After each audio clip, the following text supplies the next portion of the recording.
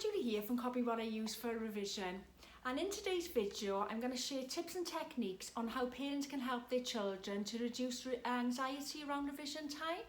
Because at the time of making this video there's approximately about 10 weeks to revision time, and I felt it would be a good time now to share some methods that I have found that have worked well to reduce teenage stress around exam time. Okay, so the first one is a planner.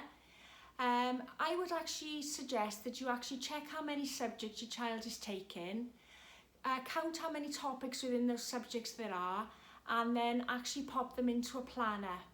One thing to be careful of though is just make sure you allow enough time for breaks and regular time away from revision as well, because like everything else, too much of something isn't a good thing, and they do need to have some respite from revision. So make sure you plan it sensibly, that there's enough revision in there and also enough time to relax away from revision as well. Number 2 is to check the length and structure of each exam. Check how many exams there are and how long they'll be in duration of time, and it will actually help you then to identify how to structure the revision time. Number 3 is check what they need. Now by this I mean check they got all the stationery they need, because I don't know how many times on the exam day I've had to run around looking around for a geometry set for our children where they've forgotten to get one for the exam. So make sure they've got all the revision they need, all the notepads, all the stationery, and also make sure they've got any relevant revision guides as well, because revision guides are a godsend around revision time, because they're set by the examining body, which means that then you'll know exactly what they need to cover to get the top grades in the exam. One thing I would say to be careful with is make sure that you actually got the right examining body, because for example in Wales we have the WJEC, but in your region it might be different. So just check with your child what governing board, exam body is actually relevant for their guides. Okay, number 4 is to make sure have a look at what online revision tools there are there, because there are fantastic free online resources that can help your child with revision as well, and it can also help to reduce anxiety and stress. Off the top of my head, some of the ones that we found really good have been Bite Size, BBC Bite Size. On YouTube there's a gentleman who does, I think he's called Free Science. He's brilliant. I think lots of students tend to watch his videos. He really explains it well. Again, be careful, because different obviously examining boards can be slightly different, but generally it gives you a rough rule of thumb of what your child will be studying. There's also some great apps out there for creating quizzes to check your children, such as Quizlet, or I'm trying to think of the name of the other one. There's one beginning with K as well. I'll try and think what it is and pop a link at the bottom. I can't think off the top of my head, but there is another one as well. So check the best online tools. Past papers is the next one, number 5. Print off plenty of past papers ready, because past papers are a must when it comes to revising for exams, and you'd be amazed how much stress they'll take away just by practicing and practicing on past papers.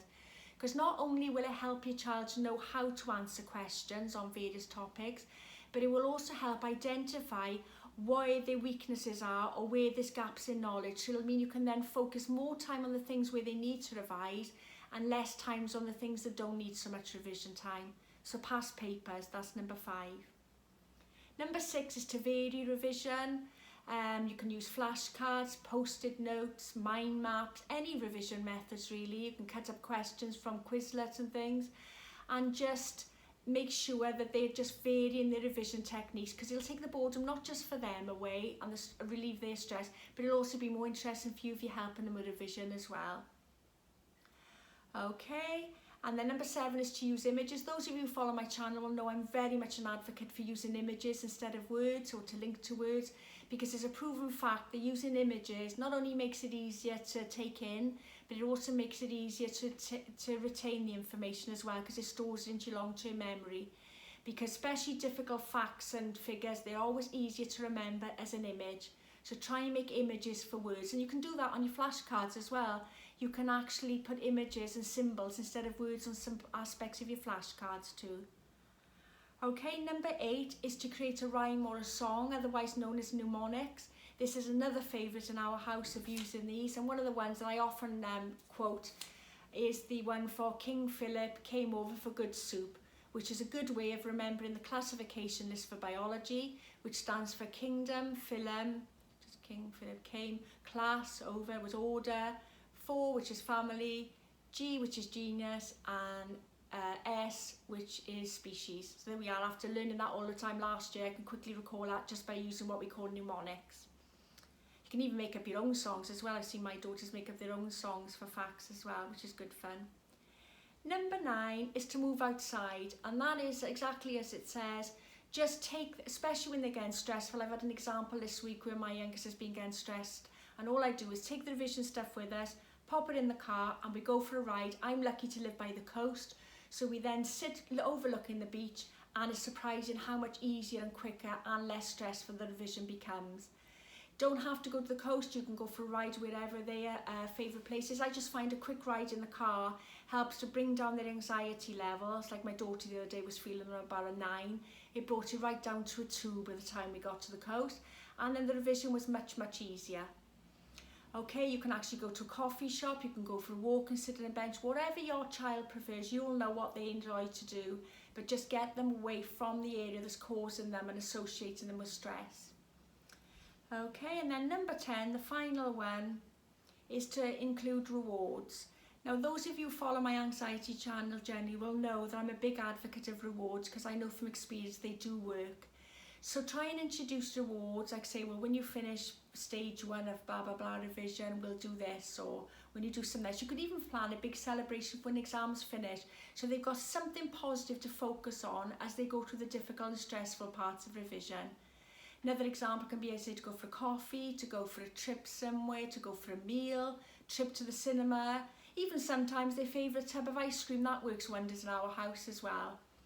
Okay, so that really covers my 10 top tips of what I recommend to help reduce anxiety and stress around revision and exam time.